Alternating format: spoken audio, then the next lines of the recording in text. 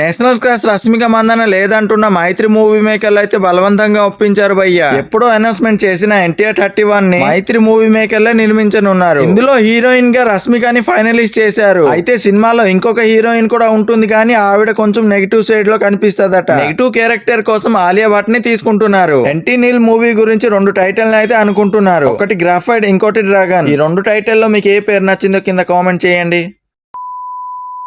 Global wide గా కల్కి మూవీకి అడ్వాన్స్ బుకింగ్లు జరుగుతున్నాయి కానీ మన ఇండియాలో సౌత్ సైడ్ మాత్రం ఎలాంటి అడ్వాన్స్ బుకింగ్లు జరగట్లేదు. ఏపీ ఇంకా తెలంగాణలో టికెట్ రేట్లని తగ్గించడం వల్ల సింగిల్ స్క్రీన్ ఉన్న థియేటర్లు అప్పట్లో మూసేశారు. ప్రొడ్యూసర్ అశ్విని దత్ గారు ఏపీ ఇంకా తెలంగాణ గవర్నమెంట్ కు దరఖాస్తు రాయడం వల్ల టికెట్ రేట్లను పెంచడానికి అవకాశం ఇచ్చారు. సింగిల్ స్క్రీన్ ఉన్న థియేటర్ లో టికెట్ రేటు 100 నుంచి 200 దాకా ఉంటుంది. మల్టీప్లెక్స్ లో అయితే 300 నుంచి 400 దాకా ఉంటుంది. ఇంకా ఐమాక్స్ వంటి థియేటర్ లో 400 నుంచి 1000 రూపాయల దాకా టికెట్ రేట్లని పెంచుకోవచ్చు. కల్కి movie first day first show ఏ థియేటర్ లో చూస్తారో ప్లీజ్ కామెంట్ చేయండి.